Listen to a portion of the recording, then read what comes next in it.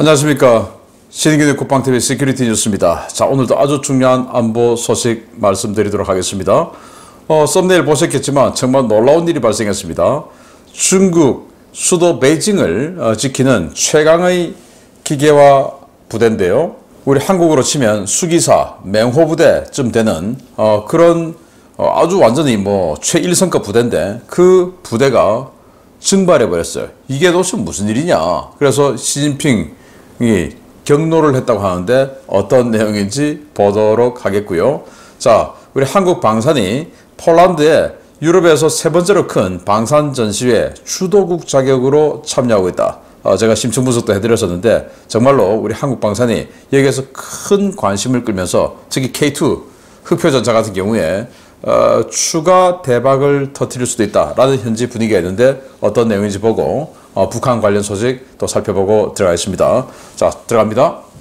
계속해서 미사일과 로켓을 펑펑 쏴대며 한 번에 몇 달치 식량을 허공에 날려보내고 있는 북한이 러시아와 대규모 무기 거래를 진행하고 있는데 식량이 들어올 조짐은 없는 모양입니다.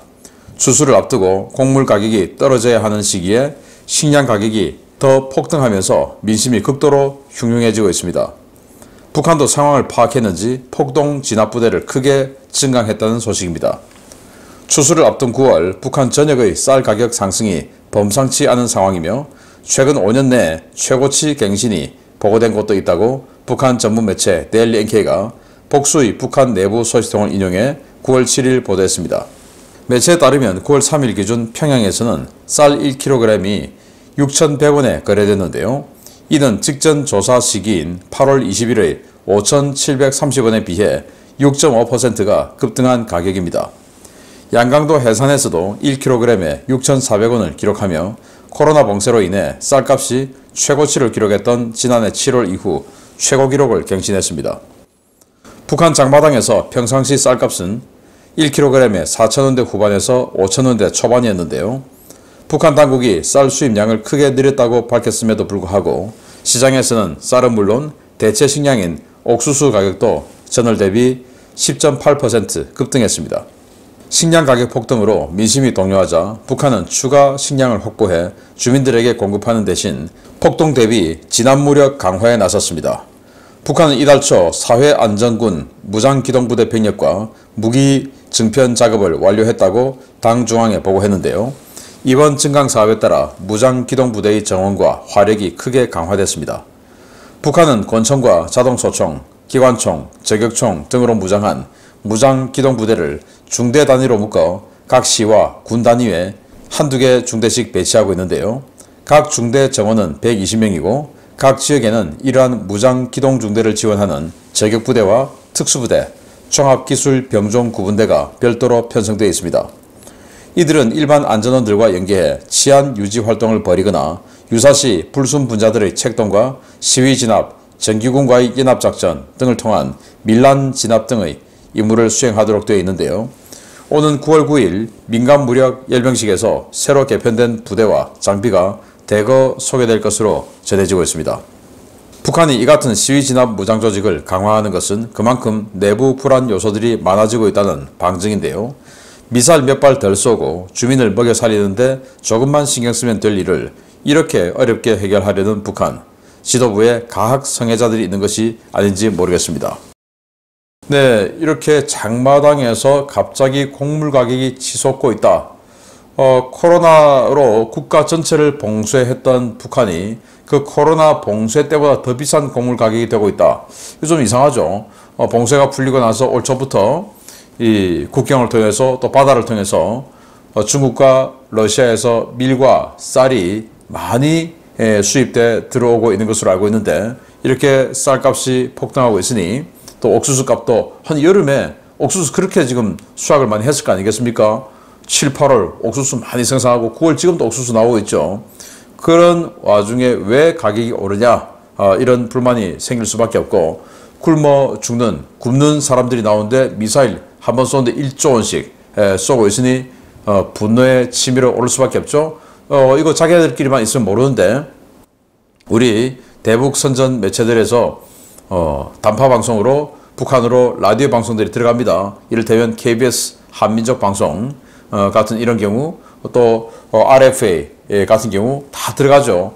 그런 방송들을 가지고 듣는 겁니다. 이게 사실일까? 사실일 것도 같아. 이제 이렇게 의심이 생기면 분란이 생기는 거죠. 이걸 이제 북한이 무서워했던 겁니다. 자, 그래서 북한이 이렇게 민간 무력 시위 진압부대를 대폭 증편하고 이들에게 이제 권총, 소총, 기관총까지 주었다라는 겁니다. 전경 같은 이런 시위 진압부대죠. 아마 내일 모레 9월 9일 날 그들이 또 열병식, 민간 무력 열병식 할 때 이들 또 나올 텐데 새로 장비된 더 좋은 장비, 시위 진압 장비인데 이렇게 시위 진압 부대인데 이런 식으로 소총을 들고 나온다. 그것도 탄창을 백발들이 헬리컬 탄창을 꽂아가지고 나온다. 북한 정부 입장에서 북한 인민들 마구마구 쏴주겠다 이 말 아닙니까 지금? 그래서 이런 무력들이 나오는데 왜 이러냐? 불안하니까 하는 거다. 불안하면 미사일 쏘지 말고 그거 가지고 쌀 나눠주면 되지 않냐? 라는 이런 내용들이 계속 북한에 퍼져가기를 기대합니다. 자, 두 번째, 기분 좋은 소식 보겠습니다. 우리나라가 주도국으로 참여 중인 폴란드 방위산업전시회 MSPO 2023이 9월 5일부터 개최됐습니다. 한국산 무기들이 이른바 명당 자리에 전시되며 유럽 각국 정치인들과 군인들, 방산 관계자들의 폭발적인 관심을 받았는데요. 이번 전시회를 계기로 유럽에서 추가 잭팟이 터질지 주목됩니다. 최근 우크라이나 전쟁으로 유럽 각국에서 폭발적인 관심을 받고 있는 현대 로템이 K2 전차가 폴란드 현지화 버전 생산과 관련된 물밑 협상을 진행 중이며 이르면 올해 중 330억 달러에 달하는 후속 계약이 진행될 것으로 보인다고 복수의 방산 소식통들이 현지 시각 9월 6일 전했습니다. 폴란드는 지난해 8월 K2 전차 180대를 직도입하는 4조 5천억 원 규모의 전차 도입 계약을 체결한 바 있는데요. 이후 후속 물량인 800여 대 현지 기술 도입 생산과 관련해 여러 안건을 놓고 물밑 협상을 진행하고 있습니다. 현대 로템 측은 최초 계획보다는 조금 늦어지고 있는데 워낙 큰 사업이고 장기간에 걸친 사업이기 때문에 협의해야 할 사항들이 상당히 많다라며 면밀하게 준비해서 빠른 시간 내에 수주할 수 있도록 최선을 다하겠다라는 입장을 밝혔습니다. K2 전차 현지 생산 조율이 지연되고 있는 것은 폴란드의 다양한 요구 사항은 물론 인접 국가들에 대한 추가 수출 논의도 함께 이루어지고 있기 때문인데요. 현대 로템 측은 폴란드 현지 생산 K2에 대해 루마니아, 체코, 리투아니아가 큰 관심을 가지고 있다며 추가 수출 가능성에 대해서도 언급했습니다. 루마니아는 300여 대 규모의 신형 전차 도입 사업을 준비 중이고 전차가 없는 리투아니아는 기계화 사단 창설과 여기에 편제될 대대급 전차 도입을 검토 중인데요. 독일에서 레오파르트 2A8 모델 77대 도입을 검토 중인 체코는 대당 450억 원에서 600억 원에 달하는 살인적인 가격 때문에 대체 모델로 K2 전차를 알아보고 있습니다. 현재 계속 진행 중인 폴란드 방산 전시회에서는 전차 외에도 자주포와 전투기, 잠수함 부스에 많은 관계자들이 방문해 한국 방산 제품에 대한 유럽 시장의 뜨거운 관심을 보여주고 있는데요. 이번 행사를 계기로 얼마나 더 많은 국가에서 K방산을 손을 잡게 될지 주목됩니다. 네, MSPO 2023이 폴란드에서 열리고 있습니다. 자, 여기에 폴란드군이 보유하고 있는 전차들을 이렇게 자랑삼아 내놨습니다. 여기서부터 미국제 M1A2 전차, 그리고 우리 한국제 K2 흑표 전차, 그리고 독일제 레오파르트 2A4 전차를 폴란드가 개량한 모델. 자, 그런데 우리 K2 전차를 딱 중간에 놔뒀죠. 왜? 자랑스러우니까. 제일 성능도 좋고 뭐 그러니까 이렇게 중간에 내놨겠죠. 자, 180대 직도입은 이런 식으로 이제 빨리 갔는데 800대 추가 도입 계약이 있어요. 그건 폴란드 현지화 버전으로 더 개조 개량합니다. 이를테면 이 K2 전차는 보기륜이 6개예요. 그걸 보기륜은 7개로 늘립니다. 그 말은 K2 전차의 차체를 더 크게 키운다라는 말이 되겠죠. 그래서 지금 우리 K2 전차가 한 55톤 되는데 기본형이 여기다가 이제 추가 장갑 붙여서 한 60톤, 이걸 더 크게 키워서 60톤대 후반 등의 이 덩치로 키운다라는 거예요. 동구권 유럽 사람들 우리나라 사람보다 크니까. 그게 K2PL입니다. 그걸 800대 생산할 거예요. 그거 이제 아직 계약이 정식으로 이루어지지 않았다라는 우려의 목소리가 있으니까 이 로템 관계자가 워낙 큰 사업이고 하다 보니 여기에 세부적으로 논의해야 될 것들이 대단히 많다. 그런 와중에 인접해 있는 다른 나라가 지금 관심을 가지고 있어서 그 협의도 병행해서 하고 있다라는 건데 어느 나라냐? 일단 루마니아죠. 루마니아는 제가 시드니 군사 TV를 통해서 여러 번 말씀을 드렸습니다. 루마니아도 전차 한 300대 지금 교체를 해야 돼요. 그러니 우리 K2 전차 폴란드 스타일로 교체를 하고 싶겠죠. 자기네들이 자국 생산하면서 그걸 지금 루마니아가 알아보고 있는 중이고 이거는 이제 뭐 익히 알고 있던 내용인데 체코가 등장했습니다.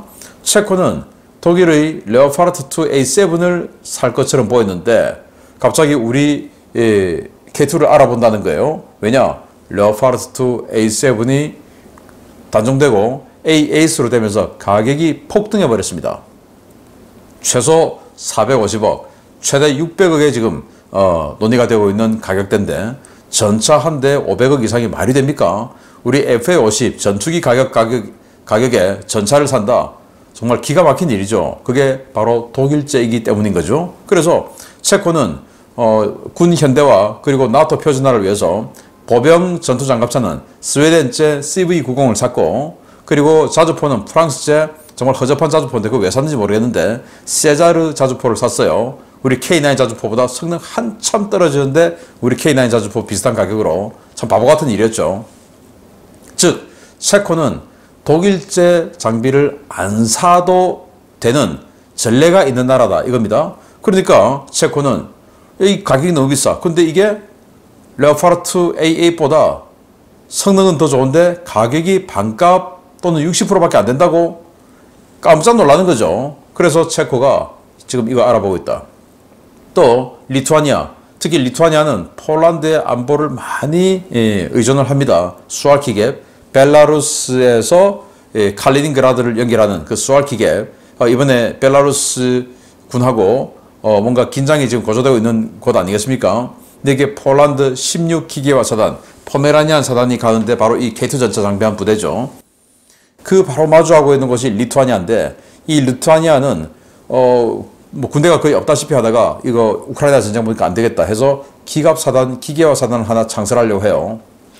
그래서 여기 장갑차로 독일제 복서 차륜형 장갑차를 89대 샀고 추가로 120대 더 살 계획을 세우고 있는데 이 독일제 장갑차가 어마어마하게 비싸요. 그리고 전차도 독일제 레오파르트 2 A8을 산다 라고 알려져 있었는데 가만히 보니까 여기 와서 보니까 또 폴란드하고는 또 남다른 관계가 있죠. 그런데 이 폴란드가 만드는 K2PL이 너무 좋아. 그리고 독일제 전차보다 더 좋은데 가격은 훨씬 싸. 그래서 리투아니아도 아니 뭐 우리가 뭐 독일에게 종속되어 있는 관계도 아니고 이거 당연히 또 알아보는 거죠. 그래서 리투아니아 54대 또 체코 77대 이 협상하고 있다는 겁니다. 정말 대단히 기대되죠. 자, 여기 안제이 두다 대통령이 있고 부야차크 국방장관이 있는데 로템에 가서 이 전차뿐만 아니고 군안 전차 이런 것도 다 지금 설명 듣고 뭐 코뿔소, 지뢰 제거 뭐 이것도 다 또 설명 듣겠죠. 그리고는 부스를 이동하면서 이 한화 에어로스페이스 바로 한켠에 있는 한화 오션 부스에 가서 잠수함 관련해서 설명을 듣고 있습니다. 그런데 이 잠수함 관련해서 폴란드가 지금 잠수함 도입 사업 스타트 했지 않습니까? 여기에서 안제이 두다 대통령이 그 어느 부스보다 더 오랫동안 여기에 머물렀다, 설명을 들었다라는 거예요. 부스도 작아요. 그냥 모형만 갖다 놨어요. 그런데도 가장 오랫동안 여기에 머물고 설명을 들었다. 그만큼 관심이 많다는 거죠. 이제 우리 잠수함도 꼭 팔 수 있게 되기를 기대합니다. 자, 이런 와중에 우리 한국 방산이 이렇게 유럽에서 히트를 치고 있는 와중에 중국의 최강 기계화 부대, 베이징을 방어하는 한국의 수기사, 맹호부대 같은 클래스의 부대가 증발해 버렸습니다. 보겠습니다. 지난 7월 말 중국 베이징 일대에 이틀간 1000mm 이상의 폭우가 쏟아져 자금성까지 침수됐었다는 소식 전해 들으셨을 겁니다. 그런데 당시 자금성과 그 일대만 침수된 것이 아닌 것 같습니다. 중국군 역사상 전무후무한 일이 벌어졌습니다. 지난 7월 말 500만 명의 이재민이 발생한 최악의 재난으로 꼽히는 중국 북부 대홍수 당시 시진핑 치적 사업을 지키려다가 베이징을 방어하는 최정예 기갑여단이 수몰되는 사건이 발생했다고 복수의 중화권 매체들이 9월 7일 보도했습니다. 사건은 베이징에서 남서쪽으로 약 100km 떨어진 허베이성 바오딩에서 발생했는데요. 당시 중국 당국은 엄청난 폭우가 쏟아지자 최우선 방제 목표를 시진핑의 치적 사업인 슝안 신구 보호로 삼았습니다. 덩샤오핑은 선전, 장점이는 푸둥, 시진핑은 슝안이라는 말이 나올 정도로 시진핑이 천년대계 국가대사라고 강조한 치적사업인 슝안 신구는 허허벌판이었던 숭현, 안신현, 룽청현을 하나로 묶어 서울의 약 3배 면적에 달하는 1770제곱킬로미터에 건설 중인 초대형 신도시입니다. 이 도시는 도시 면적의 70%가 녹지고 3km마다 숲과 공원이 있는 최첨단 디지털 친환경 도시로 계획됐는데요. 시진핑은 이곳을 중국식 현대사회의 모범도시로 만들라며 한화 400조 이상을 퍼부었습니다. 시진핑의 지적사업인 슝안 신구는 지난 7월 말 북부 대홍수 당시 주변 도시들이 초토화됐음에도 불구하고 피해를 입지 않았었는데요. 중국 지질학자 판샤오와 호주 국립대 쉬홍장 교수는 대홍수 당시 중국 당국이 허베이성 저수지 27개를 단계적으로 개방했고 의도적으로 물길을 쥐저우 방향으로 돌려 슝안 신구를 지키고 쥐저우를 희생시켰다고 분석했습니다. 실제로 니웨펑 허베이성 당서기는 바오딩시는 베이징 슝안 신구와 연결돼 있어 홍수 방지 임무가 막중하다라며 허베이성의 해자 역할을 결연히 수행하기 위해 물을 제어하는 조치를 강화하겠다라고 밝혀 쥐저우 지역이 포함된 바오딩 일대를 의도적으로 희생시켰다는 한간의 의혹을 사실상 인정했습니다. 문제는 당국이 의도적으로 물을 흘려보낸 쥐저우 지역의 둥청팡진, 정확히는 북위 38도 55분 56, 동경 115도 17분 11대에 베이징을 지키는 최정예 기갑부대가 주둔하고 있었다는 사실입니다. 중화권 매체들은 현지 주민들을 인용해 쥐저우에 있던 인민해방군 66289 부대가 침수 피해를 입어 장비 대부분이 못쓰게 됐다라고 밝혔는데요. 중화권 매체들은 구체적으로 어떤 부대의 어떤 장비가 피해를 입었는지 확인하지는 못했지만 오신트 정보망을 통해 해당 지역의 중부정구 제82 집단군 예하의 제151 합성여단이 주둔하고 있는 것으로 확인되었습니다. 중국군 중형, 즉 무거울 중자 중형 합성여단인 151여단은 베이징 방어 임무를 맡은 최정예 기갑부대로 최신형 전차인 99G형 전차를 운용하는 부대인데요. 여단의 전차 대대는 물론 인근에 있던 육군 항공학교 역시 3m 이상의 흙탕물에 침수되어 보유 전차와 헬기 대부분을 날린 것으로 전해졌습니다. 중화권 매체들은 이번 수문 조정과 물길 변경이 허베이성 당서기가 아닌 리창 총리의 명령으로 행해졌다고 전하고 있는데요. 리창의 과도한 충성이 수도 베이징 방어의 보루를 수몰시킨 이 황당한 사건, 앞으로 두고두고 놀림감이 될 것 같습니다. 네, 이틀간 1000mm 이상이 왔으니까 어마어마하죠. 그리고 그것도 늘상 그렇게 오던데 1000mm 오면 준비가 되어 있을 텐데 그 정도로 강수량이 안 많은 곳에 비가 그만큼 많이 왔기 때문에 굉장히 큰 피해를 입은 겁니다. 자, 보시다시피 이 자금성이 완전히 지금 자금성 바닥에 물에 다 잠겼네요. 자, 이런 상황이었는데 그나마 이렇게 되고 말았던 것이 이유가 다 있었다. 리창 총리의 결단 때문이다. 명령 때문이다. 라는 건데 그 명령이 뭐냐? 시진핑 주석이 숭안이라는 도시를, 인공도시를 만들었어요. 3km마다 호수와 숲이 있고 300m마다 녹지공원이 있고 이런 도시를 만들고 거리 청소는 로봇이 하고 하여튼 어마어마한 첨단 디지털 친환경 도시를 400조 원 들여서 만들었어요. 과거 덩샤오핑 때 선전, 홍콩 옆에 있는 선전이죠. 개혁 개방하면서 거기를 키웠고 또 장점인 강택민이죠. 장점인 같은 경우는 상해방 출신이니까 그 상하이에 있는 푸둥지구 엄청나게 발전시켰죠. 상징적인 시진핑은 슝안이다 이겁니다. 중국판 네옴시티, 그 사우디아라비아 네옴시티 있죠. 그런 식으로 지금 만들었는데 이 폭우로 인해서 여기가 물에 잠기게 된 겁니다. 리창 총리 입장에서는 그동안의 총리는 주석하고 계파가 다른 사람들이 이렇게 임명이 돼서 뭔가 상호 좀 견제 이런 게 있었는데 이번에는 그냥 차기 계파 다 임명해서 시진핑의 부하나 마찬가지 아닙니까? 그러니 주석님 인민 영수님의 기분을 노하게 하면 안 되지. 왜? 주석님이 이렇게 공을 들여서 만든 도시인데 여기가 물에 잠기면 안 되지 해서 수문을 다른 쪽으로 돌려버린 겁니다. 돌려서 열어서 이 지역이 지금 슝안시인데 여기 있는 바오딩 쪽으로 물이 흘러가게끔 수문을 조절해 버린 거예요. 그래서 이 바오딩 허베이 성장은 바오딩은 베이징을 지키는 해자 역할을 결연하게 수행했다. 아니 무슨 이 도시에 사는 사람들 여기도 거의 뭐 한 100만 명은 살 것 같은데 이 시민들은 사람 아닙니까? 왜 여기가 베이징의 해자 역할을 해야 됩니까? 아니죠. 그런데 해자 역할을 결연하게 수행했다라고 하는 겁니다. 자, 그래서 이쪽으로 물 돌렸는데 문제는 여기에 부대가 있었다. 그 부대가 바로 베이징을 지키는 최강 부대였다. 여기에 99지형 이 전차 112대 그리고 또 030 장갑차 러시아의 BMP-3를 중국판으로 다시 짝퉁으로 만든 거죠. 그거 중국에선 제일 좋은 전투장갑차죠. 그거 112대 해서 200여 대의 기갑 장비가 장비되어 있는 엄청난 1성급 부대가 완전히 그냥 물에 다 잠겨버렸다. 3m가 침수됐으니까 이건 뭐 3m면 다 잠겨버린 거죠. 그리고 그냥 깨끗한 물에 3m 들어갔다 나오면 괜찮을 텐데 흙탕물 3m에 잔뜩 잠겨 있었으면 어떻게 되겠습니까? 우리도 침수 차량 못 쓰죠. 여기도 끝난 겁니다. 과거에 이스라엘에서 이렇게 F-16 전투기가 폭우에서 침수됐던 적이 있는데 이스라엘은 이 전투기 결국 못 살리고 폐기했습니다. 그래서 이 보고가 시진핑 주석에 올라가서 굉장히 격노했다고 하는데 그러나 리창은 시진핑의 심기 안보를 위해서 군사 안보를 희생한 거죠. 리창 총리가.